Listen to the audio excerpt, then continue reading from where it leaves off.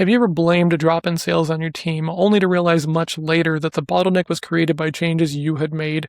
Or have you ever caught yourself asking your team, are we doing everything we can, without understanding the anxiety that question creates? I'm John Hill, aka Small Mountain, and in this previously released episode of Founders Growth, I sat down with Mike Simmons, founder of Catalyst, where he works with teams on go-to-market and revenue strategies. Among many things, we uncover how leaders can build clarity and make fearless decisions even during seasons of uncertainty. We dig into the revenue reframe, why a top-line revenue challenge is almost always a culture and self-leadership challenge in disguise, the attribution trap, how the fundamental attribution error destroys team trust whenever execution stalls, and controlled inputs, why real momentum comes from measuring daily behaviors, not stressing over lagging outcomes. Scaling a business on vague expectations and unexamined habits won't work. If you want to build a team that handles high-stress environments without destroying your culture, don't skip this invaluable chat with my good friend Mike. Let's hop in. Mike, welcome to the show, man. I'm so glad that you're here. John, thank you. I'm pretty stoked to be here and to have a conversation as always. Awesome. Okay, so I have a surprise for you because I knew that we were doing this interview today. And I was thinking about, okay, I was just so excited when I woke up this morning. And so I just needed to just represent just a little bit, for my good friend, Mike Simmons, because, in the past, handful of years that we've been connected, I've been able to come to you and ask questions and get help and also get the clarity that I need sometimes just in a friend-to-friend peer environment. And so one of my favorite people, and you do the things that you ask other people to do. You're very consistent with pushing yourself and challenging yourself, and just a phenomenal example for anyone else in the leadership space. So this is for you, my friend. So that is, thank you very much. I have the Be Like Mike stuff playing in the background, and the color is on brand. It's black. That is absolutely awesome. And thank you. And it goes right back to you too. I know that if I've got a question, I can ask in Slack or I can send a text message and you're going to respond to it. And I think the key for everybody out there is find your group of people who help you grow and know that you grow together. We are better together as a group.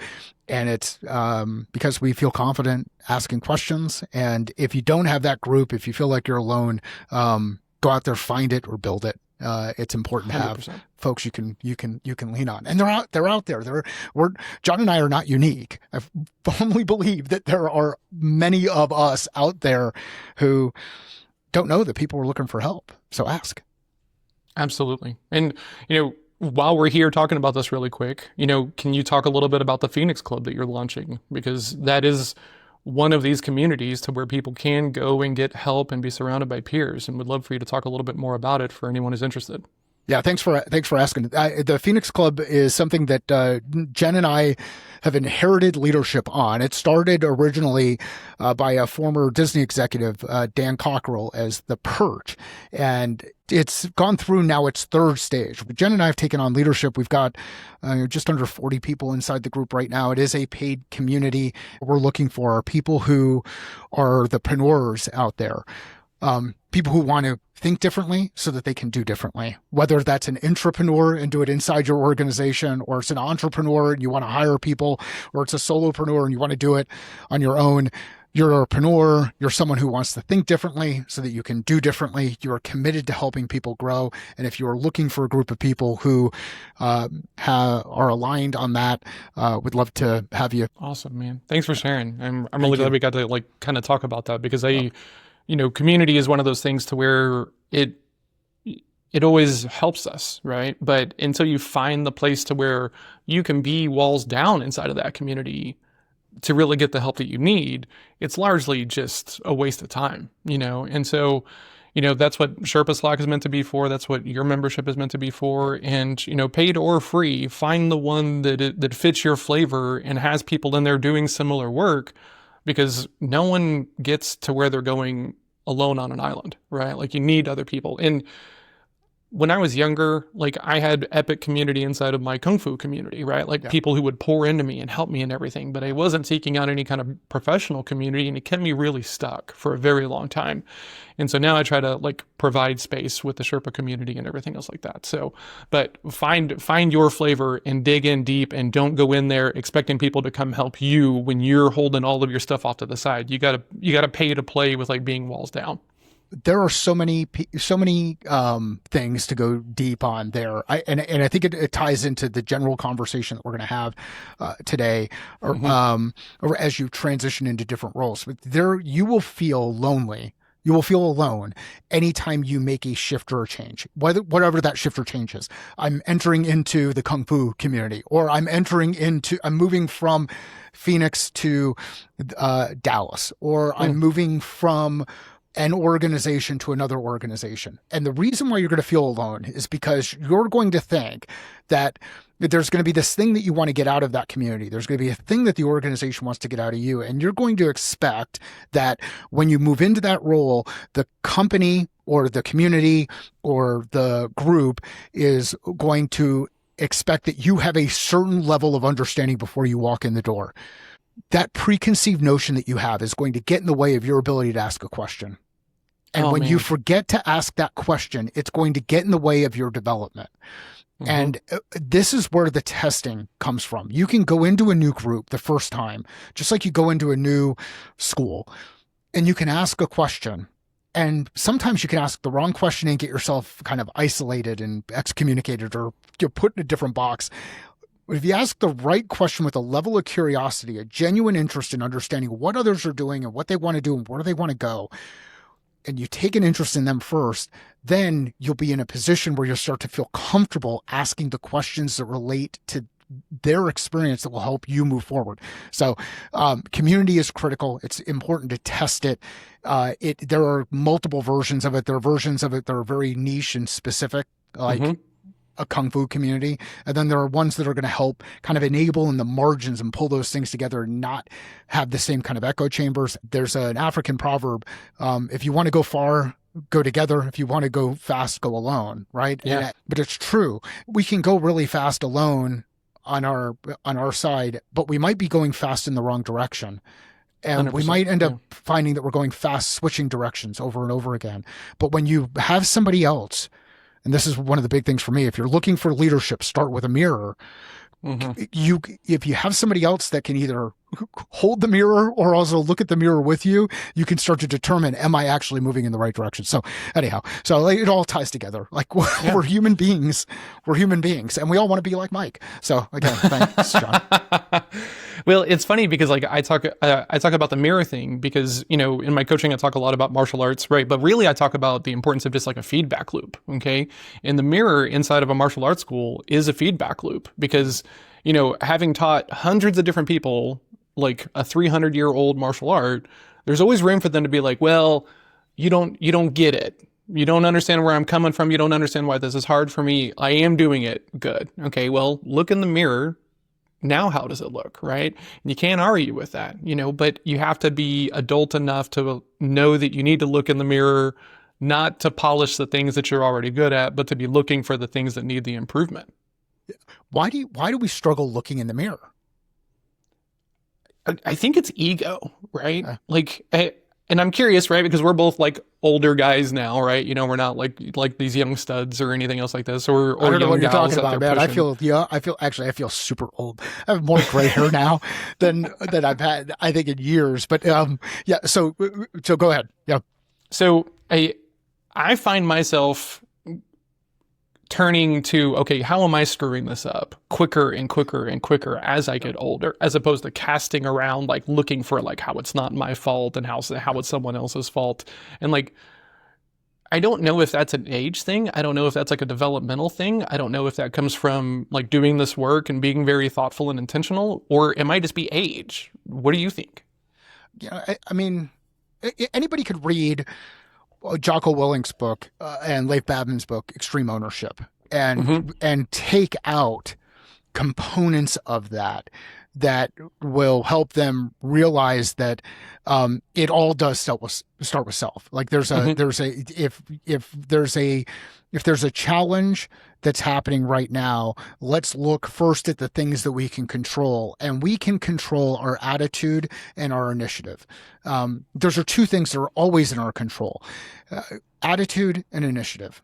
Attitude and initiative. And if we look back and say, am I bringing the right attitude to this discussion? Yes, no. If no, then let's fix your attitude. Let's get right there. Am Hmm. I actually working hard? Am I bringing the right initiative to this thing? Am I just kind of half-assing it and going through the Yeah. motions? And if I go through those two things, then I can start to quickly determine, okay, well, if I'm bringing the right attitude and I'm bringing the right level of work, then let's figure out why I'm not making the progress that I'm working toward. Maybe I'm bringing the right level of work to the wrong place. Like I'm Mm. working really hard on the wrong thing.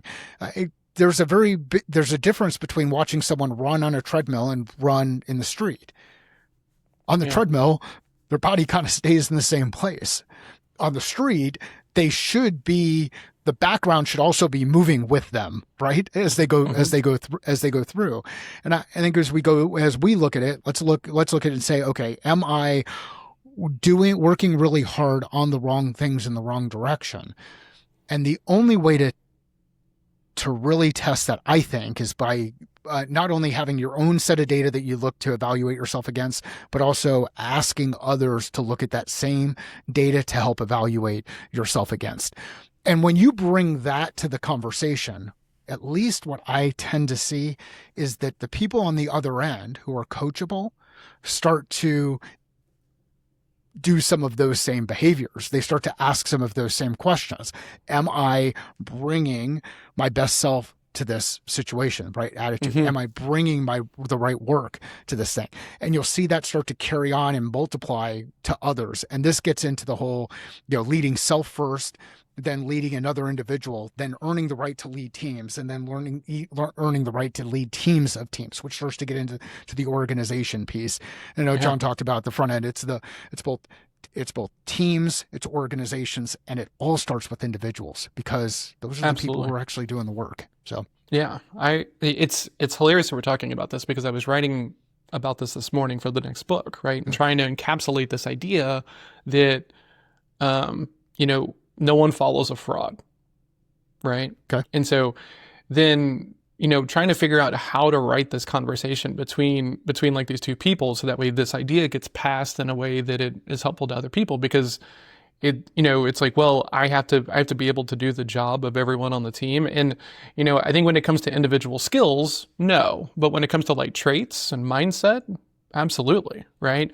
And especially if I think there's like in kung fu there's this element of like the hard elements and then there's also like okay, the soft elements, right? And the soft mm, elements are always like mental stuff, right? And there's the hard elements of like striking and punching. And, sales is the same way, right? Calls, activities, follow ups, closing deals.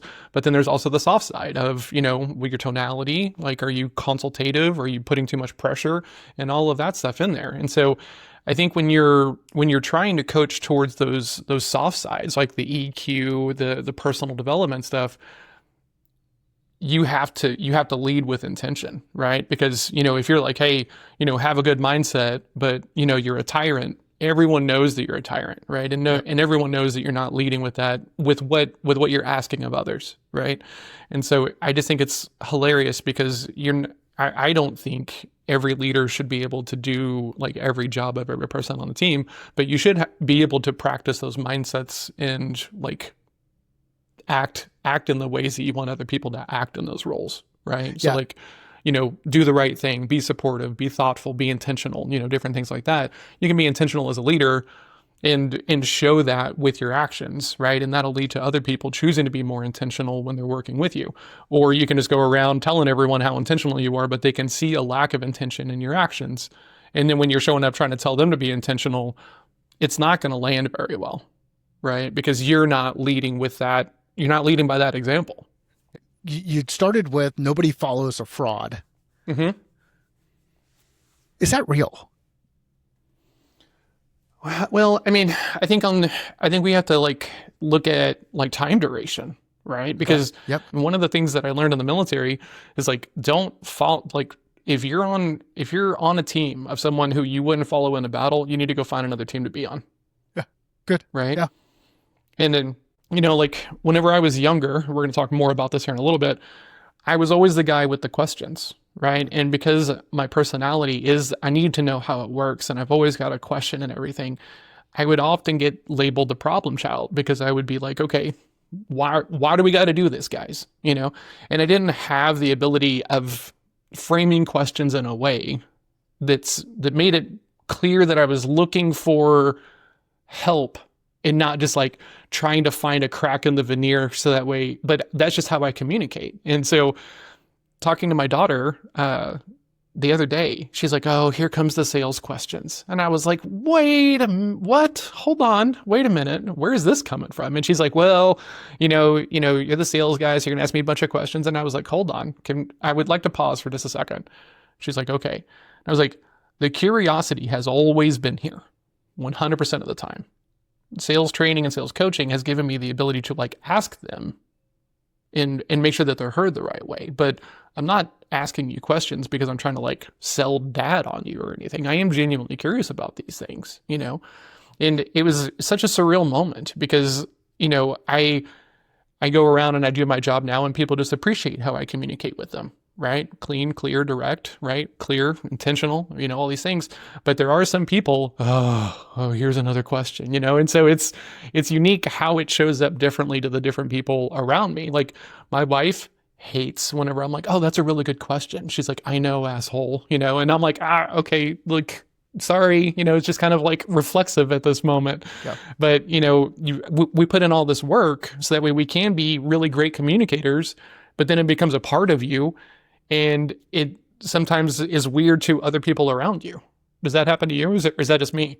Yeah. So think about the different perspective that the person has on their end when those questions come up. There's one way to come to that and say, John's asking me this question or Dad's asking me this question because he is genuinely curious in gaining perspective, helping work through a situation, whatever the thing is. Genuinely curious. Now, there's another world where that same perspective is Dad's judgmenting me. This is a way to judge me. He's going to judge my decision making, my perspective, my whatever, or whoever. So am I asking the question because I'm genuinely curious because I want to help, or am I asking the question because I've already got an expectation and now I'm judging the person against it? And sometimes we fall into the trap of either asking the questions from more of a judgy perspective versus a curious perspective. Yep. But the other piece is validating on the other end that the other person is coming to the discussion looking at things, hearing those questions through the lens or through the earpiece or through the whatever, through the filter, the perspective of, is this person curious and trying to help, or are they judging me, and am I going to feel less than as a result? And those are really, really hard things to assess for in the initial interaction. You look at things like nonverbal, like John is nodding through the conversation. We're engaged in a discussion. This is a healthy discourse about stuff. It's not about, hey, I want to prove my point, or John wants to prove his point, or we want to find time to make sure our points are out there. It's, hey, let's actually have a conversation and see if we can gain perspective from each other.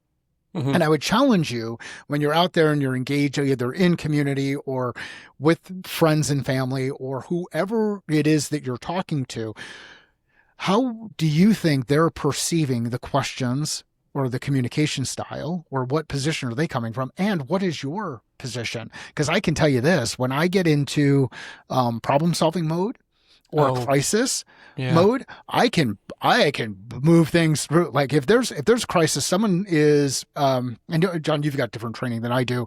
There's if there's an emergency that's happening, I feel very comfortable with being able to continue to take action to keep things moving forward, not get stalled in the what are we going to do next kind of mode. Now, there are some people who will get into a panic mode and they will be, oh, what are we going to do next? And they don't have the capability to just keep things moving forward. The risk is high stress situation, stuff's all over the place. I can move right into D mode and start moving things along. That's not necessarily the situation all the time. And we've got to be aware that, hey, someone is not bleeding out in this conversation. Right? So anyhow, so I think about it. How am I looking at this through their perspective, their lens versus my lens? And the tool that's helped me a lot here, I don't know if it's a tool, but it's the fundamental error of attribution. Are you familiar with that? No. What does that mean? So fundamental error of attribution. And this is something that we learned way back when I was at ASU. My degree is psychology. I did not go to graduate school. I have never been paid as a psychologist. It was more to work through my own mental issues to try to figure out what was going on with family and me and all that other kind of stuff. But one of the, there's a fundamental error of attribution. And the whole idea there is that if I'm walking down the street and John's walking down the street, we're walking down the same street, and John trips over a stick, middle of the street, trips over the stick. My knee-jerk reaction is, wow, John's a klutz. Now, if we're again still walking down the same street, I trip over the stick, damn stick. Yeah. Like that is a fundamental error of attribution. How do we attribute what is happening? And those happen immediately. You don't put yourself in the shoes of the person and be like, oh man, that sucks that the stick got in the way of John. It's like, why was John not paying attention? So think about the fundamental error of attribution in the communication that you have, not only with your clients and your friends and your family and everybody else, and even worse, yourself. Like that's where some of the really dangerous stuff can happen. Man, I love that, right? A handful of years ago, I don't remember what year this was. I was at a sales conference, and this guy was up on stage, and he was like, "We judge everyone else by their actions and ourselves by our intentions." And man, over the years of going to some coaching sessions and seminars and stuff like this, you have a moment to where like the cup is just full, right? I've had that moment a handful of times. And so walk out of that session, and a friend of mine was like, "Hey man, we got to talk." I was like, "I just shut up. I cannot talk to you right now. I just need to sit. I need to process through this thing." Because, sometimes it's like you hear something and it stings. And like, to me now, that's an indication of like, okay, this wouldn't sting if I wasn't feeling some version of this, right? Like, but the fact that it can sting me as opposed to just like, oh, that's absurd, right? If someone came up to me and they were like, "John, you're a short, tiny guy," right? Well, I'm tall, I'm 6'4". So I'd just be like, okay, cool. That's your opinion. I wouldn't have any weight in it. I wouldn't be carrying it. I wouldn't be thinking about it, So then it's like, when someone does say something, or like, let's say you're scrolling on social media, right? And you see someone out here being like, "Anyone who does this," and like it stings you because you're probably doing that, right? And you might not even be aware of it at the time. And so I try to spend a lot of time kind of thinking about if I feel something, right? Either in a conversation or something, like, why did it even land? Why wasn't it just like in the realm of absurdity? And it usually leads me to like, okay, I need to go work on this. I need to go figure out the root of this, or different things like that. But started from that line of everyone else's, actions and our intentions. And then I just finished reading Fooled by Randomness, right? Okay. By Nassim Taleb. And he's a trader. And he's talking about how everyone is like, well, this worked because I did it. Right. And it's like, that is one potential outcome in the realm of hundreds and hundreds of thousands of outcomes. It doesn't mean that you're the catalyst, right? That you're the game changer, right? You might have just gotten lucky, And so thinking about that book and all this other stuff, I'm, try to be very aware of that. Like, to me, that is choosing to build a mirror, right? As opposed to waiting for someone to like show it to you in the face. What the times where I get into my darkest places, and it's happened a couple of times historically, not all the time, but and I think it happens to others as well. Why? Because we're all human freaking beings. Like, at least the last time I checked, we're all human beings, and we all have our own issues, whether we're open with them or not, whether we're vulnerable or not, who we share those with, or what kind of face we want to present. But if the path to burnout for me or path to being in more of a depressive state for me, is I am not sleeping, I'm not working out, and I'm not eating well.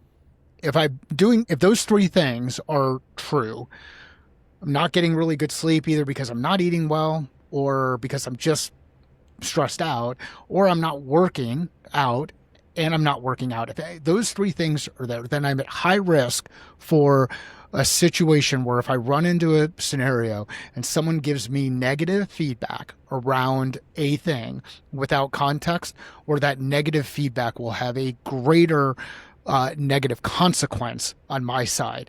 And it can be the straw that broke the camel's back as we go through it. So what can I do to fix that? Well, one, I can be more reflective in that scenario and say, hey, you know what? And I'll do this. This will be a tool that I'll use. What really changed? So you got frustrated. You're kind of feeling burned out. What's changed in the last 24 hours? Really, what's changed? Look at the data. What's changed? And that becomes a way where you can kind of work through those pieces. But if the other thing I can do is I can go through and say, hey, let's make sure that I'm staying on top of the sleep. Let's make sure I'm staying on top of the nutrition. Let's make sure I'm staying on top of the movement stuff through checklists and systems and habits and that kind of stuff. And if I stay on top of it, I've created this shield, this kind of buffer, this protective barrier to help prevent from the negative thing that could happen in a scenario. And then the biggest one, and I share this periodically, in like a statement, it's a red flag for me is when a leader inside an organization comes in and asks this question: are we doing everything that we can? Like, are you freaking kidding? No, we're not doing everything. like, there's always going to be something new that we could go in and add. But are we doing the right? Are we prioritizing the right things and doing those things in the right order to be successful? Yes. And have the confidence that we as a team are doing it. And if you don't have the perspective, let's get the systems together, because I can take care of all of this stuff out here. What I can't do is control what's going on in your mind. I can't go into your brain as a leader and say, hey, make sure you're evaluating, because sometimes you'll say something out loud and it will create so much damage because you're the leader inside the organization. And that's one of the more damaging things that I think is out there, which is, hey, are we doing everything we can? No. Well, I think that leads to the idea of, like, I don't like fake it till you make it at all, right? Yeah. Like, and I know that it's prevalent, and I know that some people push it, and I think there's greatness about being able to show up and just be yourself, right? But sometimes, and I think this is harder in leadership, I would say, than the other performance roles that we're going to be digging into here in just a minute. But like, I think it's harder as a leader to show up and be vulnerable, right? To talk about some of the challenges and the things that you're working in, because it's like this, like, well, let's go be the general. You know, it's like, well, in that situation, everyone under the general knows exactly what that general is capable of, right? Because that's just how it works in that environment, you know? And so, yeah, you got to be real with people, right? And they got to see you challenge and fail and figure it out if you want to, like, have a chance at helping them, like, do those same kinds of situations, right? If you're coming across as perfect, whether it's intentional or whether it's unintentional, like, you're making it hard for the people who were under you to fail, to struggle, to communicate, to be vulnerable and open. So, changing gears wildly. So you wrote a post the other day that I love, because you were talking about all the things that you have been in your professional career, right? Man, I have gotten so much crap over the years for being a job hopper, right? I've waited tables, I've sold phones, investments, banking, mortgages, I've done so many things. And I know from that list, you've done a lot of things as well. You know, you work for UPS, you've worked for yourself as a fitness coach, which I have all the questions about, and then doing everything else. When you think about your path, whether it's being an individual contributor, being a leader, or being a founder, like going out and hanging your own shingle, where do you think the hardest gap is? Where you are. What do you mean? Like, where you are right now. That is the hardest gap. Like, that's the thing. Like, at the time and place when I was working through those things, it was always hardest right then. There was something hard that I was always working on. The thing that changes is it's different each time. And the different thing is, okay, well, in this scenario, am I the one doing the work or am I inspiring people to do the work? If my hands are on it, that's one thing. Maybe my hands need to be on it the first couple of times so that I can get an understanding and I can have an appreciation for the kind of work that people do. But going forward, I need other people's hands on it in order to be able to build scale. And then from there, it's how do I get feedback from those people so that I can determine, are we doing the right things in the right order so to accomplish the mission, accomplish the objective, or accomplish the goal? Do we have alignment? So it's all hard. The thing that I realized over my career, I probably could have left every place that I was at a little bit earlier. As I was interesting. I was at UPS. I was there for 7 years. At SmartForce Skillsoft, I was there for 7 years. At O'Reilly, Safari O'Reilly, I was there for 8 years. I'm now pushing almost 8 years here with Catalyst, and so I look at this and I say, okay, there's a lot of stuff that was learned all the way through the process. The biggest thing for me in the O'Reilly Safari days was that I realized I could change roles inside that organization faster if I was more open with people about the type of role that I want to have or what I want to test in or pay attention to all of the problems that exist. Now, I should have seen that in the Skillsoft SmartForce days because there was a guy that worked there. His name was Brian Witchker. And we'd always go in and start working on new projects. He was kind of like the wolf inside Pulp Fiction. He was always going in and doing something else. And the negative perspective was, hey, this guy's always got his hands in everything. And the reality, though, is there should have been an appreciation for being the person who's always going to raise their hand and go do something different because there's an opportunity to demonstrate leadership capability. So all the way through it, it's always been hard. One thing isn't harder than the other. And the next thing that you're doing, if you're constantly working to get better, is always going to be hard. So what's the other? There's a special ops saying, embrace the suck. And I didn't serve. I did some volunteer stuff with ESGR and employer support for the Guard and Reserve. The military is extremely important to me. It was not my path, but let's embrace the suck, embrace the hard part of it. And if it isn't hard, then the next question I would say is, are you challenging yourself enough? If you're not out there doing hard things, what are you doing? Now, some people will go through a season where you need a little bit of a break. And the hard things are going to be more family focused than business focused. Or the hard things are going to be more business focused than family. Or the hard things are going to be more on self. And those are the kind of the three categories I like to look at stuff through. It's business, how do we make money? Family, who are the people that are important to us? And self, how are we working on self? And your balance in between those three are going to change on how much hard stuff you can take on because your seasons are going to be different. Man, first of all, for a long time, I was thinking that I could be like a top tier performer in like all these various lanes of my life, right? And that was putting a crap ton of stress on myself, right? And so then what I would do is that there was one period where I was deciding. I was still doing affordable web with my business partner and going through this coaching and training of like learning how to be consultative and how to sell well. But there was so much mental stuff around it as well. And it's what really opened me up to being this kind of like constant learner, constant improver type of person that I am now. And so during this time, I was like, well, I'm going to play trumpet, which I'd not played since high school. I'm going to learn German. I'm going to do these things. I'm still going to Kung Fu. I'm trying to figure out how to sell affordable web to people. I don't come from the stack was so high of like everything I was trying to develop myself on and improve on. And when one of those things fell apart, they all fell apart, right? Every freaking one of them. And then I felt bad because I was like, man, like I thought I was supposed to be able to do like hard things, and then I was beating myself up, which just makes it harder to come back to it later on and stuff like that. But yeah, the concept of seasons took me a long time to get to, right? Because like I've had projects to where like I'll leave a project and I'm like, "Ooh, I just need some time after that." Like it got a little rough, right? And also, well, if I've not been tending these other gardens that are important to me, right? Myself, my family, my own habits and hobbies and everything. And so it took me a long time to get to the place of like being okay with like seasons, right? I didn't have a label for it, so it just kind of felt like if you're not pushing, you're complacent, And while I still hold that idea, right? I do think you're either pushing and looking for improvement, or you've made the decision that you're okay and that, you're going to continue to be okay. Like nothing is permanent, right? And so that focus does have to change, especially when you have responsibilities like a family, right? There are different things like that.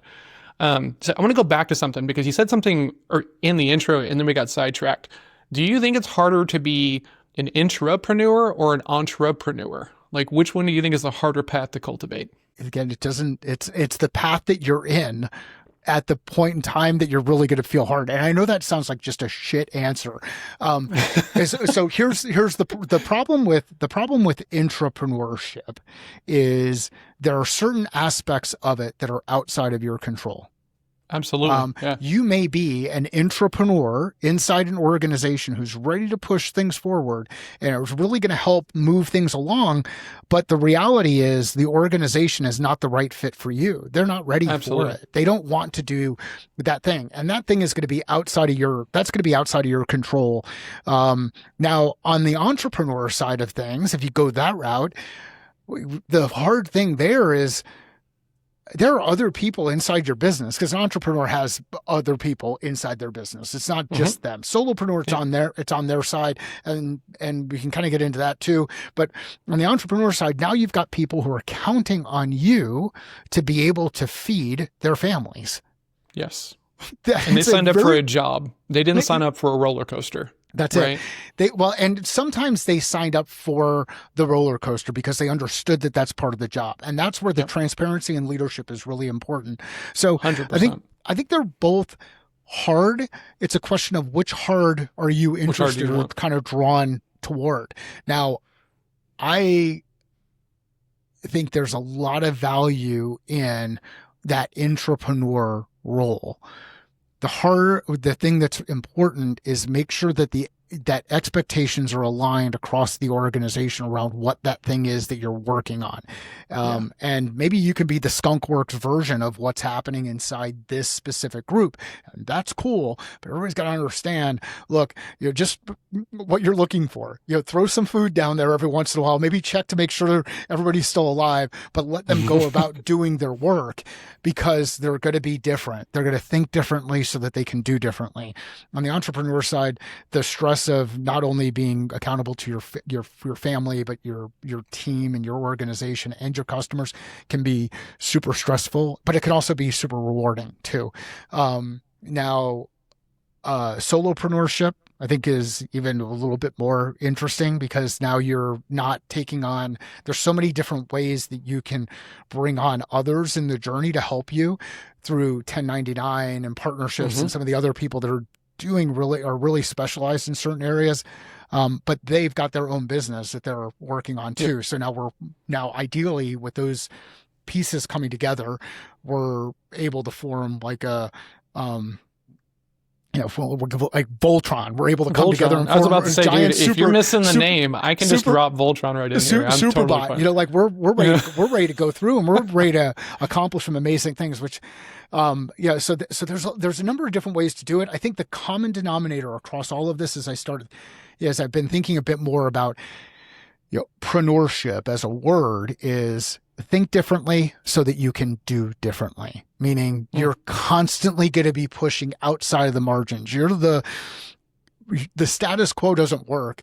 It's cool that the machine is going, but you want to figure out, hey, how can I stress this in different ways to do something a bit differently? It doesn't take away from the standard kind of the people who operate the machine and manage the machine, because that's a really important thing too. You got to keep the machines moving along. There's some others who want to go out there and just keep pushing limits. Yeah. What do you think? What do you think is more difficult, entrepreneurship or entrepreneurship? Well, I like what you said there because whenever I left corporate, I I was burned out, right? And I really hated the idea that my role was just kind of more of like a glorified touchscreen. Do you want this thing? Yes or no, right? Like I didn't really feel like I had the room to be discerning. Didn't really feel like I had the room to do what was like really actually right for people. And I was just burned. Like I was like, okay. And then I took a job as a field sales role selling pedicle screws. And it was like, that was when I hit the wall. That was when I was like, okay, I do not have what it takes to do this job well. And that's when I sought out some coaching and found this path and everything, but thinking about like lane of greatness and where am I really great? I'm really good at finding the improvement. I'm really good at pushing myself through improvement. Being hyper creative, oh man, like, and that's what being out on your own really is like, when I started, wasn't to be a sales coach. It was just to help people with CRMs because I'd had really great coaches, and I was like, there's no way I'm at that level. I can't do that, right? So I'm just going to build a feedback loop in the form of a CRM, so that way people don't lie to themselves. And then, when the pandemic hit, we started doing placements and recruiting for people. Someone was like, well, are they going to sell the way that you do? And I'm like, you don't want me. I'm a farmer and all these other things. And this guy was like, well, I've really appreciated how you've run this call. I would like my person to do it very similar. And I was like, oh, and they're like, can you do that? And I was like, I'm going to have to build it. And so I was like, okay, how do I actually sell? Right. And so sitting down and kind of working through it and like, ending up with like Sherpa as the framework that we now teach people. It's funny now when I talk to people and like, oh man, this is so great. This is so great. I bet this was easy. Oh no. Trying to figure out like, what do I stand for? What am I going to teach? What am I not going to teach? So much harder for me because for a long time I struggled with like even the idea that I was a creative person, right? Because I'm not very artistic, but I can be creative in proving that by running this business and doing the book and doing all this other stuff that I've done was kind of like a big challenging thing, So going back, I think I probably would have done a much deeper dive, a much deeper search to try to find a team that I could go into or an organization that I could work with that allowed me some room to figure it out. But it just didn't seem like an option at the time. So the language that you use that I think is really important for people to be careful about is the go back. Oh yeah, because for sure. What does go back really mean? And this is one of those areas where I get into like knock down or drag out arguments with people, specifically when it comes to sales process stuff. Oh, because someone hears sales process and their definition of what sales process is going to be a bit different depending on what their experience is. 100%. If you're a sales rep who's a high performing sales rep, your view of sales process likely is the approach that you use to go out and sell perform. That to me is sales rep approach. And that to me looks like monopoly. It's wash, rinse, repeat. It's 4 steps. We got to work through this looping process. We repeat it. It's not a closed loop. It continues to move things forward, but that's sales rep approach. Another process that people will look at is process for the purpose of forecasting. That for me, like board games, chutes and ladders. Things were going to move forward. And they are absolutely going to go backward. New person's going to come in. Someone's going to have to go back to the beginning for whatever reason, whatever challenge happens. And that's more like, again, chutes and ladders. Everything moves through stages. And as you move through each of the steps, probability of sale increases. The one that I think a lot of revenue professionals, depending on what their background is, tend to miss on is the game of life piece, which is the customer journey. What's the actual journey that a customer is going through in their process, their decision-making process? And where I'll get into the knockdown, drag out fight is I look at this as game of life. And one of the cool things about the game of life game is you never really go backward. You meander. It's kind of like being on a path. It's not like those experiences disappeared. So you didn't go backward. You didn't hit the reset button. Someone didn't have a time stone and kind of shift things backward in time. You actually are in that same place with in a different time, in a different context, with different experience. And what you might be able to do is add even more value to the part of the decision or part of the thing at that point in time. So the this backward piece. You're constantly moving forward. You've just moved forward and now are going through another phase that was similar to the phase that you did before, and you've brought so much else with you. So give yourself some freedom. Give yourself some For sure. Yeah. shift. Yeah. Absolutely. Like, and thank you for the clarity point on that, right? Because, Yeah. Sometimes, Jocko talks about this in his book, right? The person who can step off the line has perspective that everyone on the line does not, right? And whenever I was moving up in Kung Fu, I was already an instructor, but I was about to hit this new level of instructorship. And you get to learn the emergency techniques, right? Which are like held off until like the final stages of your path because, you're going for damage, really, really what you're doing, right? And I was so excited. I was like, yeah, finally, I'm here. I get to learn the cool stuff, right? And my teacher, he's sitting down, he's talking to me one day. He's like, why are you so excited? And I was like, man, this is the stuff I've been waiting for. I'm going to be able to, right? Just like foaming at the mouth for this stuff almost. And he goes, can I tell you something? And I was like, yes, sir. Yes, Sifu. He goes, so you have your first form, right? You have your second form, your third form. This is the fourth form, right? And I was like, yes, sir, right? Just like waiting, and he goes, second form will be first form, third form will be second form, fourth form will be third form. But really good first form, like top tier first form, will beat second form, third form, and fourth form, right? And he goes, the reason why these are called emergency techniques is because you only use them in places to where you have been compromised. So, if you're really on your game and you're never in a spot to where you're actually compromised, you will never use any of these techniques. Right. And so he's, and the wisdom of that only showed up like obviously years and years later, because it wasn't the thing I wanted to hear. I wasn't ready to hear it and everything else. Like I just wanted to like eye gouge people and stuff like this, And so, but now thinking about it, like I think about that line all the time because I put a lot of practice and a lot of effort on like fundamentals. Tonality, cadence, asking good questions, not like, well, here's this one trick that works in this only one super specific situation and it's not going to apply anywhere else, because like really great fundamentals of being able to manage a conversation is going to take you further than a bunch of BS techniques that like you think you have, but you don't really know how to hold well or anything else. Because my teacher also used to say that when you give someone technique before they're ready to use it, it becomes a crutch. Mm-hmm. So it is this very interesting thing. And I know people who will stay in an entrepreneurial lane that doesn't fulfill them because the idea of like stepping out of that entrepreneurial lane, taking a role or going to work with a team or something else like this feels like failing at being an entrepreneur. Right. Sure. And so like, I think that's more of like how you're holding your identity more than anything else. But if you're not ever allowed to like take a step back, even for just like, well, let's look around for a minute. You're right. You're probably not doing yourself like a whole lot of favors. Yeah, I think but really love the focus on fundamentals, because if we get ourselves overly focused on the fundamentals, good things tend to happen, and you can get really creative with how you apply those fundamentals. And fundamentals for me are things like problem solving and decision making. Do we have a process? Do we have tools? Communication. Do we have a process? Do we have tools? Go to market. Do we have a process? Do we have tools?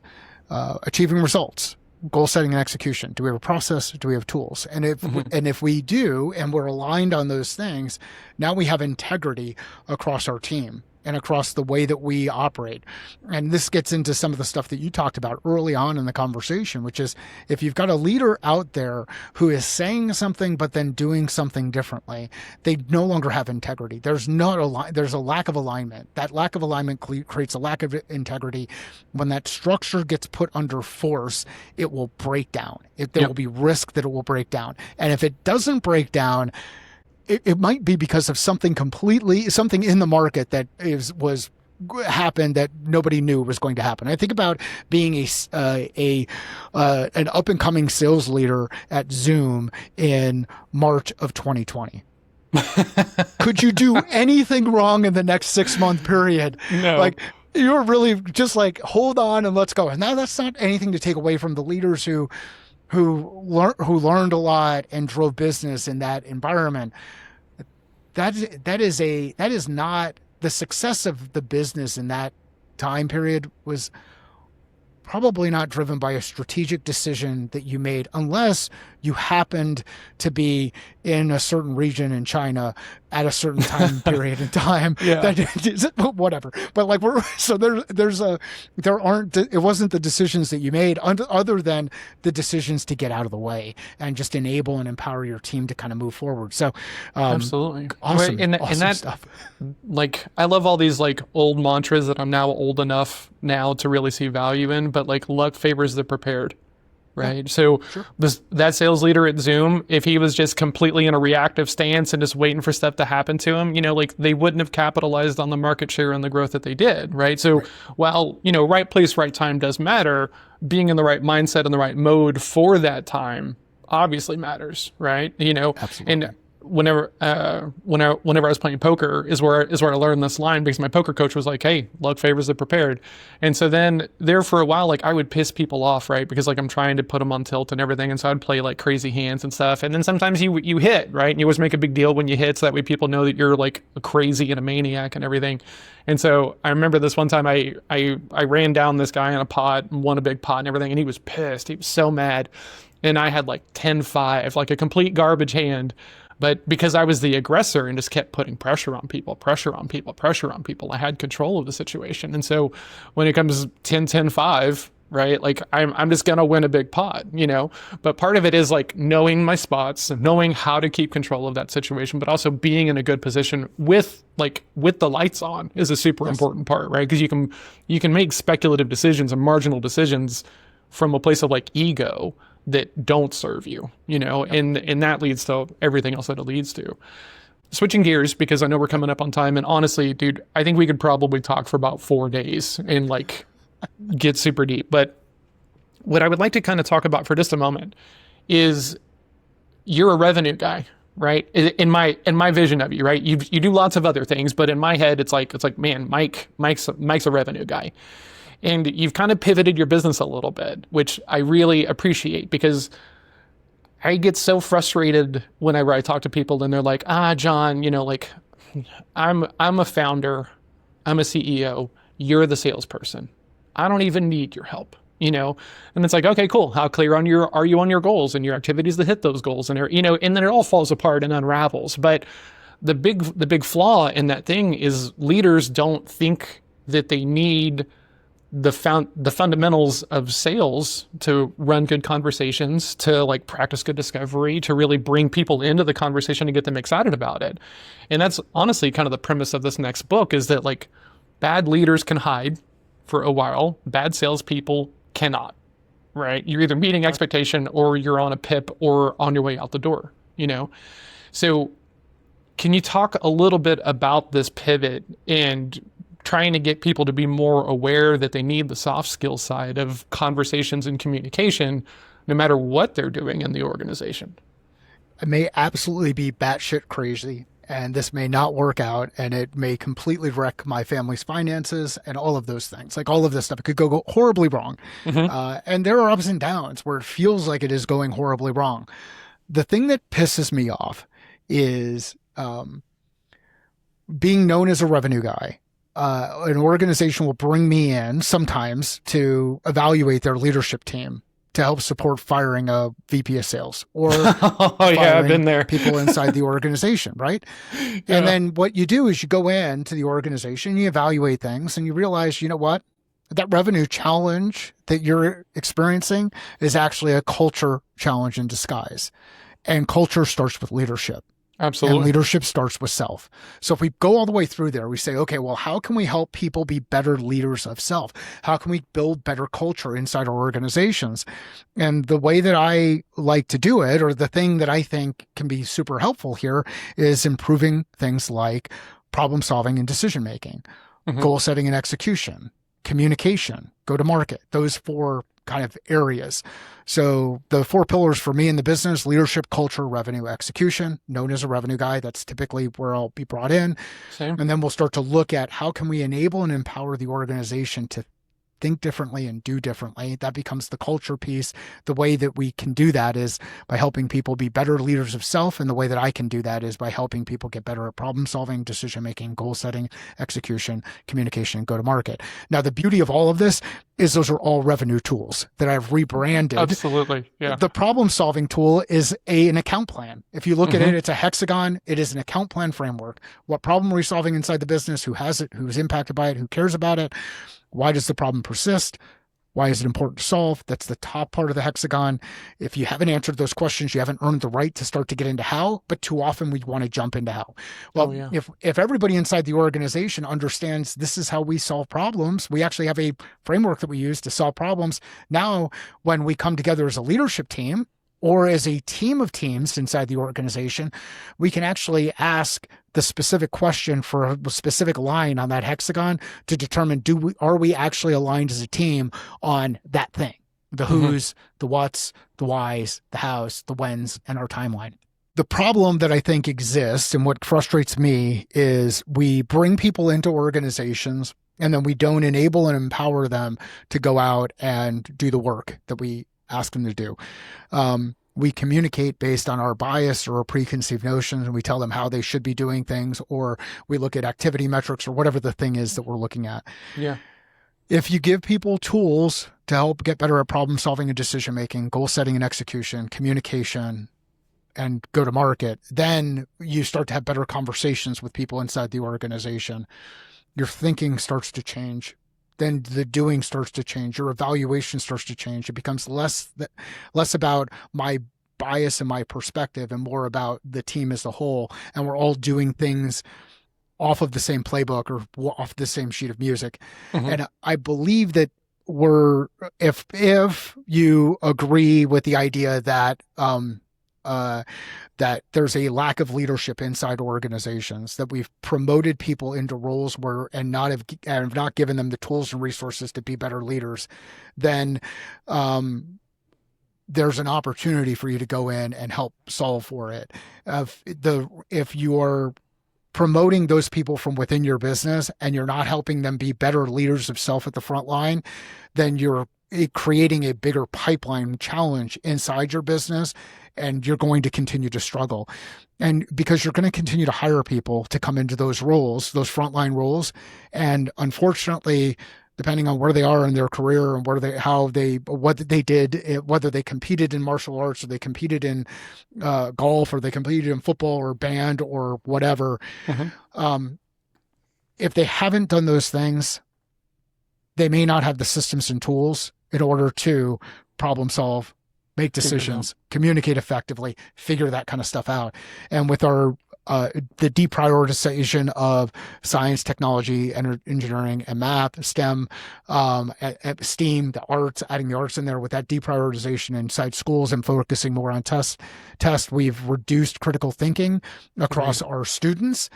Those students will one day become employees.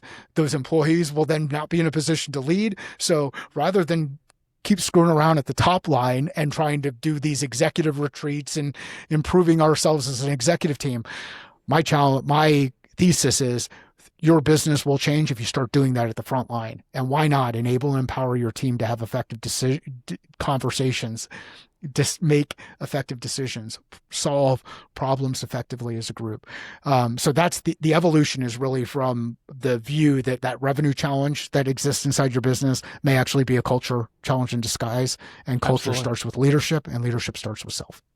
Yep. I love that, because like I've been in the room on projects and they're like, well, culture sucks, so we just need to fire all these people and then bring in new people and that's going to fix it. And I'm like waiting for someone else to like raise their hand and be like, hey, doesn't this start with us, right? And like as the outside consultant, like while I'm known for talking truth to power and challenging and everything else like this, like I was like, no one, no, oh, well, okay, cool. Like I'm, it's such a unique situation of, thinking that it's someone else's fault, right? And so I spent a lot of time talking about, you can either be expectant or you can be enabling, right? But it's kind of like, I talk to salespeople and largely anyone about the difference between being in a reactive stance, right? Just waiting for things to happen versus a proactive stance of at least like falling forward. And I feel like being expectant as a leader is kind of that same thing as being in a reactive stance, right? Versus like, okay, how can I help? How can I see this person struggling? Now, I want to flip this question a little bit, right? Because while I agree that organizations, companies, founders, owners, everyone should be pouring in the development of their people, I also think that it's on the individual to take some agency and start working on themselves, right? Like, it's funny because like I'll do reach outs whenever I'm doing a placement and I'm like, hey, have a role, would love to talk to you about it. And it's funny because people are like, oh God, here's a recruiter. And I'm like, I'm not one of those recruiters, promise, right? I'm not going to lie to you or juice you. But then I also get the pushback of like, oh, do I got to buy your program? And it's like, no, absolutely not, but if you're not taking any effort to upskill yourself, you're on the bottom of the pile. Like we just have to be honest about it. If someone comes to you today and they're brand new going into one of these performance roles, either sales, marketing, leadership, or like hanging their own shingle, how do you talk about the balance of like doing and upskilling yourself? And then also later, if you decide to grow a team, how do you look for that in other people?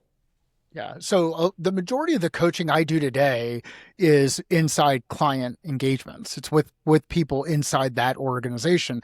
It's the same stuff that I'll do at an individual level, and I've got some different ways to do that kind of thing. So as far as the ownership piece, again, working through that, it's looking for leadership. Start with a mirror, right?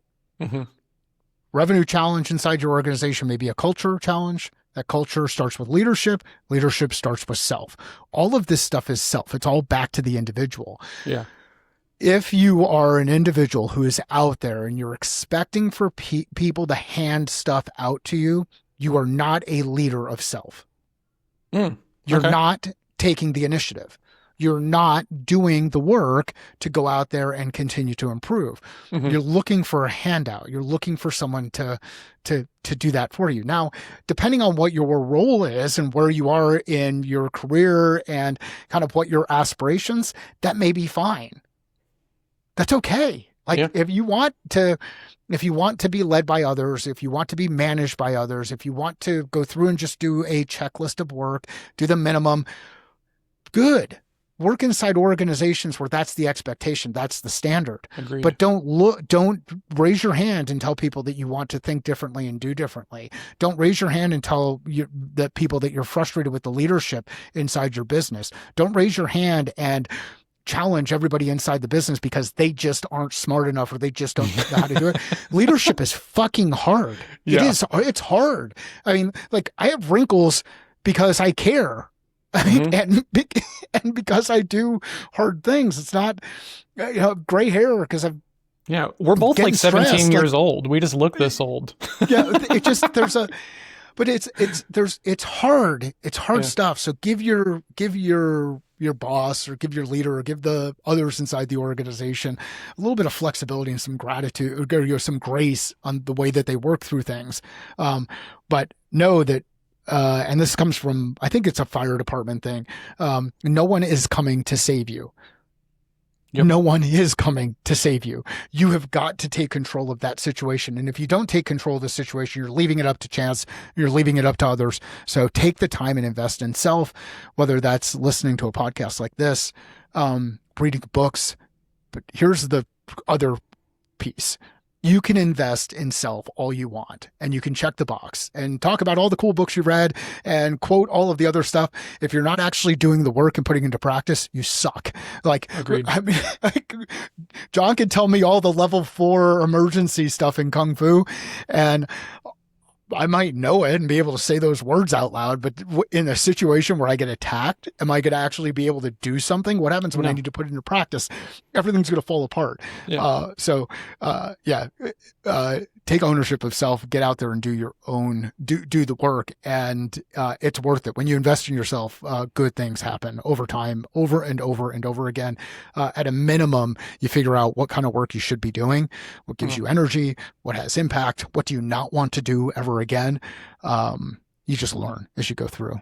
Absolutely. You're constantly learning.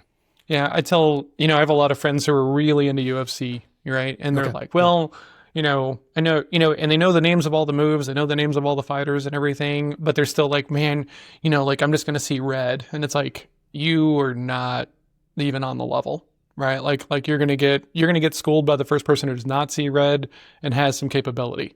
Just like that's how that works, right? You're gonna have a problem, and you might have read every sales book. If you've never been on a pipeline, if you've never had to carry a bag or a quota, you don't know what it's like. You don't know what it's like to have those pressures of like, do I push for this or do I make it okay? And like all those little bitty micro decisions like end up being the difference makers between someone who can do these jobs well and the people who can't. So, really want to respect your time.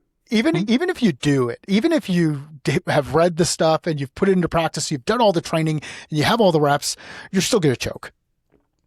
100%, 100%, it's for gonna sure. happen. Yeah. So give yourself a little bit of freedom of the choke, because the choke is going to help you get better for the next time. John, thank you very much for having me on.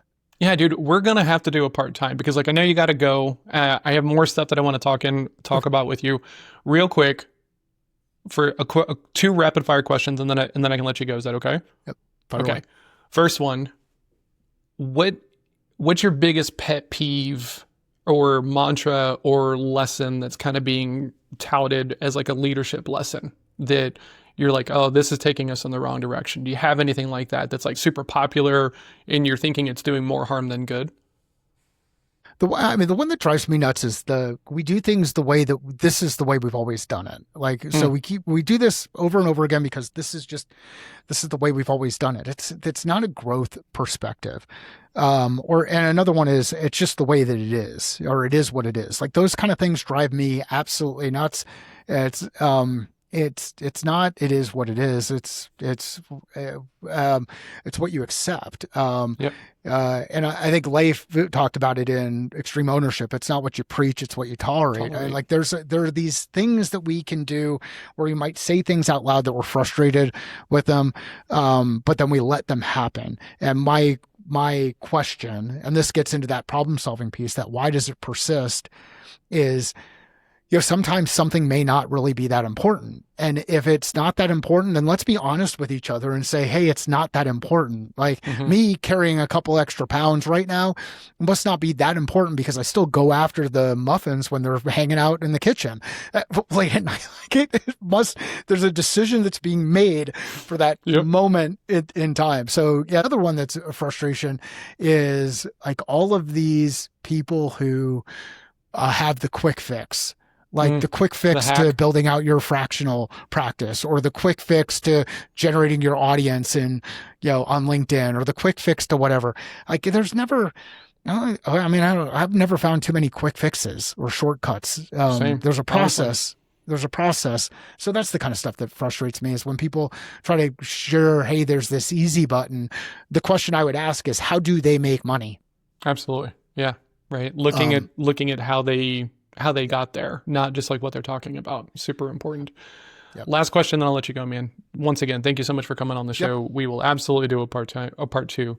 Other than Extreme Ownership, right? If someone is coming into, and let's just confine it to leadership because that's where most of the conversation has been. What's a book they should read? Oh, I have a list. So there is nothing new except what has been forgotten. Marie Antoinette, that is my favorite quote. It also is, Newton had a quote, I see as far as I see because I stand on the shoulders of giants. Some of the giants shoulders that I stand on, Peter Drucker, The Effective Executive. I think Jim Collins' foreword to the Peter Drucker Effective Executive book is something that everybody should read or listen to. Often, I gotta make a note. I do I've it not heard of this. I do it every month. Every month I've got it. Jim Collins does his foreword to the Effective Executive. It's 10 lessons learned from Peter Drucker. And there's a couple of those things that you'll hear in a lot of the discussions things that I share, tools that I share, and one of the big ones is stop what you would not start. So if at any point in time you're doing something that you wouldn't start doing again, end it. It's not serving its purpose. Let's move forward. So, Peter Drucker, Jim Collins, Stephen Pressfield, Oh man, the War of War on Art, I Art, think phenomenal. is awesome. Sun Tzu, Art of War, Very good. Keller, The One Thing. Mm, These are all really amazing resources. Ultimately, what they kind of come down to, this is what drives me, is simplifying our approach so that we can identify next logical steps and start taking them. If you lack a process, build a process or adopt a process. Either one of those. There's lots of processes out there that you can adopt. You can build your own.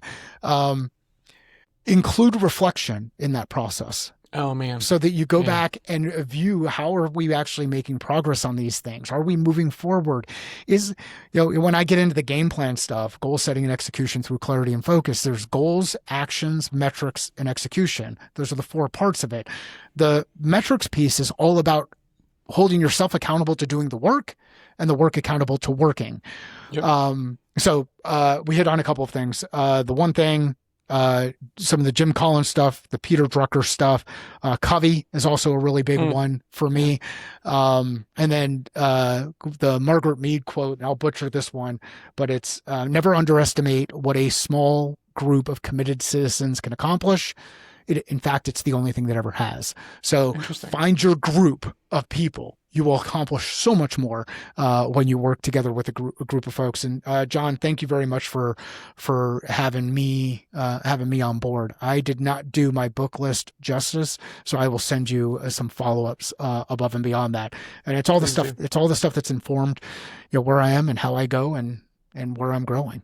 Awesome, man. So if someone wants to learn more about what you're doing, where should they go? Go to findmycatalyst.com. If you go to findmycatalyst.com, you'll have links to everything. You'll be able to link out to me on LinkedIn. You'll be able to access the podcast. You'll be able to see some of the things that we're doing with the Phoenix Club and the speaking practice. Go to findmycatalyst.com and you will find everything there. Thank you so much for coming on, man. I appreciate it. Love it. Thank you very much.